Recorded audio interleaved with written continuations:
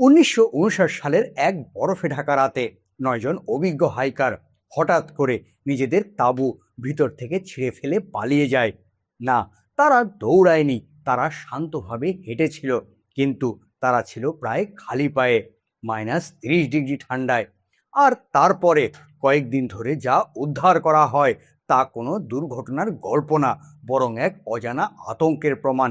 কারণ কিছু দেহ ছিল ভাঙা পাঁজর, চূর্ণ মাথা, আর একজনের জিহ্বা পর্যন্ত ছিল না। কিন্তু আশ্চর্যের বিষয়, তাদের চারপাশে কোনো লড়াইয়ের চিহ্ন নেই, কোনো শত্রু নেই। তাহলে প্রশ্ন একটাই, সেদিন রাতে ঠিক কী ঘটেছিল যার জন্য 9 জন মানুষ মৃত্যুর মুখে হেঁটে গিয়েছিল? হ্যাঁ, এটাই ইতিহাসের সবচেয়ে ভয়ঙ্কর রহস্যগুলোর একটি। এটাই ডায়াটলো পাস ইনসিডেন্ট। বরফে ঢাকা এক বিশাল শূন্যতা, চারপাশে শুধু বাতাসের শব্দ আর অজানা এক নিস্তব্ধতা। 1959 সালের জানুয়ারি, উরাল মাউন্টেন, পৃথিবীর অন্যতম কঠিন এবং নির্জন অঞ্চল। এখানেই শুরু হয় 10 জন তরুণ হাইকারের এক অভিযাত্রা, যার নেতৃত্ব দিচ্ছিলেন ইগর ডায়াটলভ। তারা সবাই ছিলেন ট্রেন্ড, এক্সপিরিয়েন্সড, এমন রুট বেছে নিয়েছেন যেখানে আগে খুব কম মানুষই পা রেখেছে।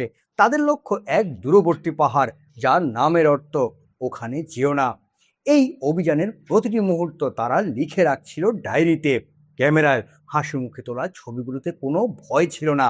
কিন্তু এক জায়গায় এসে এই গল্পটা একটু বদলে যায়। দলের একজন সদস্য হঠাৎ অসুস্থ হয়ে পড়ে, সে ফিরে যায়, বাকি 9 জন তাদের যাত্রা চালিয়ে যায়। একটা অদ্ভুত কাকতালীয় ব্যাপার, যে মানুষটা ফিরে গিয়েছিল সেই ছিল এই ঘটনার একমাত্র জীবন্ত সাক্ষী। 23শে জানুয়ারি তারা যাত্রা শুরু করে।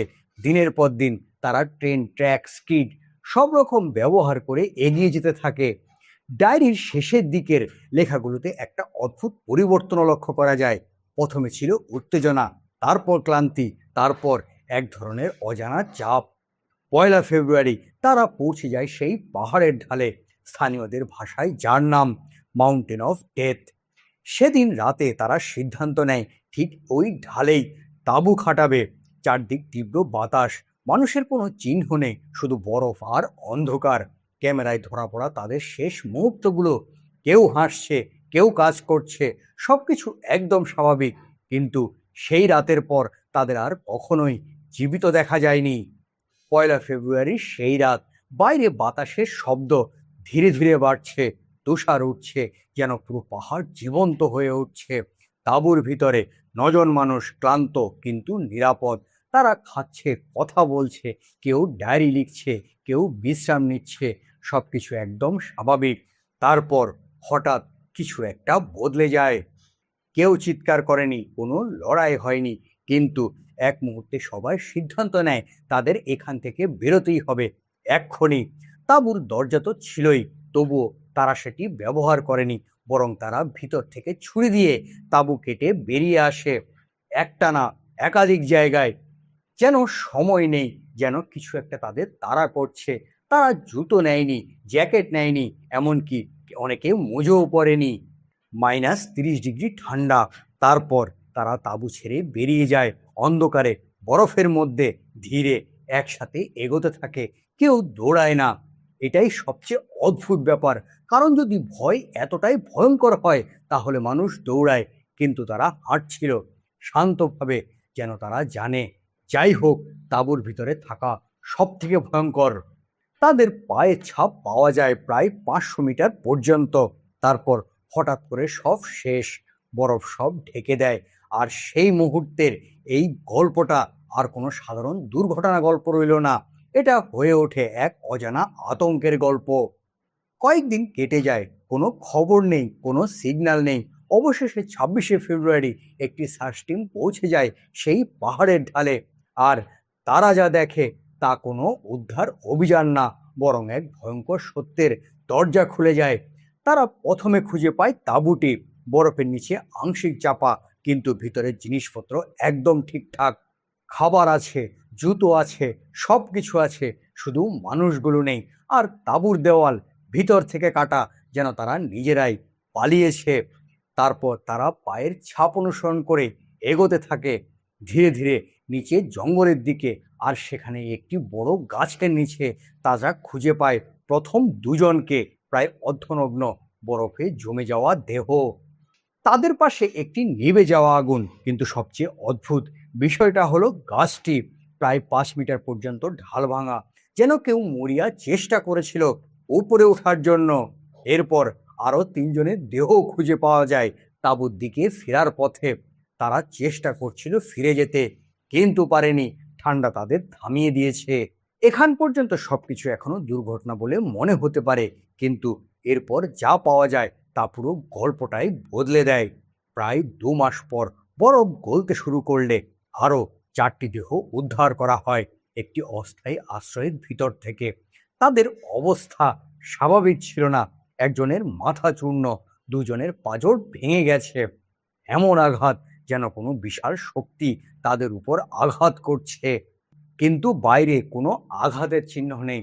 আর সবচেয়ে ভয়ঙ্কর, একজনের জিহ্বা নেই, চোখ অনুপস্থিত, কোনো লড়াইয়ের চিহ্ন নেই, কোনো অস্ত্র নেই। কিন্তু এমন আঘাত যেন তারা কোনো অদৃশ্য শক্তির মুখোমুখি হয়েছিল। এরপর তদন্তকারীরা আরও একটি বিষয় খুঁজে পায়। কিছু কাপড়ে ছিল রেডিও অ্যাক্টিভ কণার চিহ্ন। এখন প্রশ্নটা আরও গভীর হয়, তারা কি শুধু ঠান্ডায় মরেছিল, নাকি তারা এমন কিছু দেখেছিল যা তাদের দেখা উচিত ছিল না? এই ঘটনার পর তদন্তকারীরা উত্তর খুঁজতে শুরু করে, কিন্তু তারা যত গভীরে যায় রহস্য ততটাই জটিল হয়ে ওঠে। প্রথম তথ্য, বরফ ধস। ধারণা করা হয় হয়তো রাতে একটি স্ল্যাব অ্যাভালান্স নেমে আসে। হাইকাররা বুঝতে পারে, তাড়াহুড়ো করে তারা তাঁবু কেটে বেরিয়ে যায়। শুনতে কিছুটা যুক্তিসঙ্গত, কিন্তু তাঁবুর উপর বরফের স্তর ছিল খুবই পাতলা। এমন বড় ধস হলে সবকিছু চাপা পড়ে যাওয়ার কথা। আরও সবচেয়ে বড় কথা হলো, তারা দৌড়ায়নি, তারা হাঁটছিল। দ্বিতীয় তথ্য, সোভিয়েত মিলিটারির এক্সপেরিমেন্ট। সেই সময় কোল্ড ওয়ার চলছিল। আকাশে অদ্ভুত আলো দেখা গিয়েছিল, কিছু কাপড়ে রেডিও অ্যাক্টিভ কণাও পাওয়া যায়। তাহলে তারা কি ভুল জায়গায় ঢুকে পড়েছিল? কোনো গোপন অস্ত্র পরীক্ষায়, যার সাক্ষী হয়ে যায় এই 9জন, আর সেই জন্যই তাদের চুপচাপ সরিয়ে দেওয়া হয়। তৃতীয় তথ্য, ক্যাটাবেটিক উইন্ড। পাহাড় থেকে নেমে আসা ভয়ঙ্কর ঠান্ডা বাতাস, যা মুহূর্তের মধ্যে মানুষের শরীর জমে দিতে পারে। হয়তো সেই বাতাসই তাদের আতঙ্কিত করে, কিন্তু এটা কি এমন ভয় তৈরি করতে পারে যার জন্য মানুষ নিজের তাঁবু কেটে পালায়? চতুর্থ তথ্য, ইনফ্রাসাউন্ড। বাতাসে এমন এক কম্পন যা মানুষের মস্তিষ্কের ভিতরে এক অদ্ভুত ভয় সৃষ্টি করে। কোনো কারণ ছাড়াই আতঙ্ক, প্যানিক, হ্যালুসিনেশন। হয়তো তারা কিছু দেখেইনি, কিন্তু অনুভব করছিল একটা অজানা ভয়। এরপর আসে সবচেয়ে অদ্ভুত তথ্য, ইউএফও, ইয়েতি, আননোন ফোর্স। কেউ বলে আকাশে দেখা সেই আলো ছিল ভিন গ্রহের উপস্থিতি। কেউ বলে এই পাহাড়ে কিছু আছে যা মানুষকে বাঁচতে দেয় না। কিন্তু এইসব তথ্যের মধ্যে একটা জিনিস কমন, কোনোটাই পুরো গল্প এক্সপ্লেন করতে পারে না। আর তাই এই রহস্য আজও রহস্যই রয়ে গেছে। এই ঘটনার পর ফাইল বন্ধ হয়ে যায়। অফিসিয়াল রিপোর্টে লেখা হয় একটি অজানা প্রাকৃতিক শক্তির কারণে মৃত্যু। কিন্তু অজানা শক্তি, এটা কি সত্যি কোনো উত্তর, নাকি একটা আড়াল? বছরের পর বছর কেটে যায়, তবু কিছু প্রশ্ন আজও একই জায়গায় দাঁড়িয়ে আছে। কেন তারা তাঁবু ভিতর থেকে কেটে বেরিয়েছিল? কেন তারা দৌড়ায়নি? কেন কিছু দেহে ভয়ঙ্কর আঘাত, আবার কিছু দেহে কিছুই নেই? আর সব থেকে বড় প্রশ্ন, সেই রাতে তারা আসলে কিসের ভয় পেয়েছিল? বরফ, বাতাস, নাকি এমন কিছু যার অস্তিত্ব আমরা এখনো বুঝতে পারিনি? আজও ডায়টলো বাস ইনসিডেন্ট মানুষকে ভাবায়, কারণ এই গল্প মৃত্যুর কারণের থেকেও বড় একটা অদেখা আতঙ্ক লুকিয়ে আছে। হয়তো সেদিন রাতে তারা একা ছিল না, হয়তো আমরা আজও পুরো সত্যটা জানি না। এখন বলুন, আপনার কি মনে হয় সেদিন মাউন্টেন অফ ডেথে আসলে কি ঘটেছিল?